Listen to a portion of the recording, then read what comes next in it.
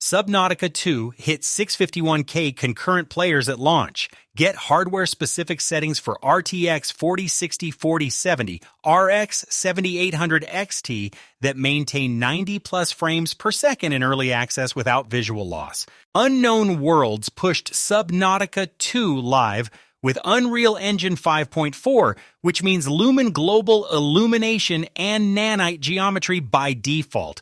These are beautiful technologies, but they're also frame rate killers in early access when the optimization pass hasn't happened yet.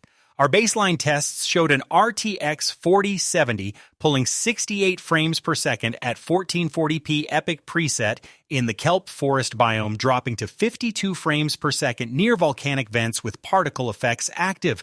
That's not acceptable for a game where you need to track fast-moving predators and navigate tight cave systems. The good news, 6 specific settings account for 80% of the performance delta. Change those 6 and you climb back to 110 to 130 frames per second.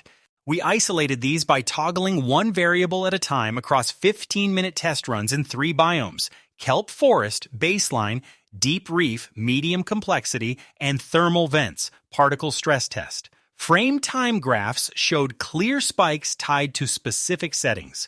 Volumetric fog quality. Ultra costs 18 to 22 frames per second compared to medium. The visual difference is negligible unless you stop moving and stare at fog layers. Medium maintains atmospheric depth without the render cost. Shadow quality. Epic shadows in UE5 use virtual shadow maps that eat VRAM. High is the sweet spot, sharp enough for depth perception, 12 to 15 frames per second cheaper than Epic. Low introduces visible aliasing on fauna. Global illumination, Lumen Hardware RT. We ran 3 separate configs to give you realistic targets for popular mid-range cards. All tests at 1440p, driver versions current as of January 2000.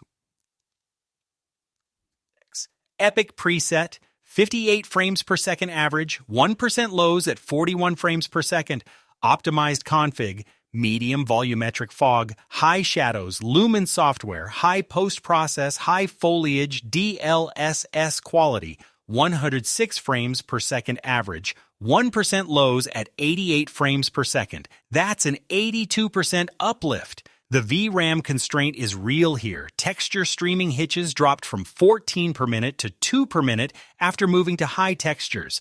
Epic preset, 68 frames per second average, 1% lows at 54 frames per second. Optimized config, same toggles as 40U60, but keeping epic textures.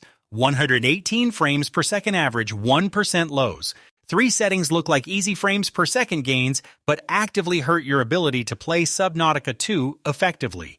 View distance. Low cuts draw distance to 150 meters. You lose the ability to spot resource nodes and fauna at range. Medium is the floor. It maintains 200-meter visibility, which is necessary for navigation in open water.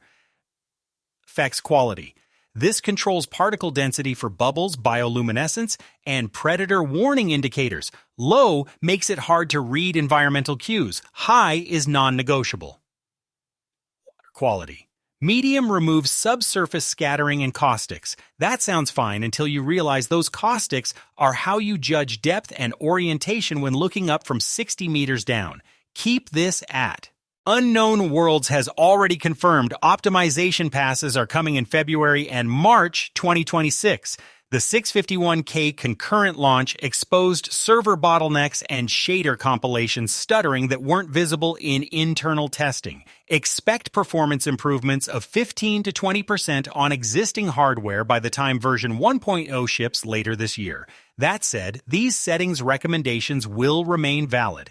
The core issue is UE5's default aggressive presets for lumen and shadows. Even post-optimization, you'll get better frame pacing by manually dialing those back to high instead of epic. If you want settings that auto-adjust when Unknown Worlds pushes patches, you can run a free playbook for your exact GPU at BetterFPS. The playbook. Once you've applied settings changes, validation matters. Subnautica 2's built-in benchmark is a static fly-through that doesn't reflect actual gameplay load. Instead, spend 10 minutes in the kelp forest between 20 to 40 meters depth during a storm cycle. That scenario stresses particles, foliage density, volumetric fog, and water rendering simultaneously. Use MSI Afterburner or the in-game frames per second counter Control plus Shift plus F to monitor 1% lows, not just average frames per second. Subnautica 2 hitches during fauna, AI state changes, and biome transitions. If your 1% lows drop below 60 frames per second, you're in stutter territory. Tighten settings until 1% lows stay above 70 frames per second.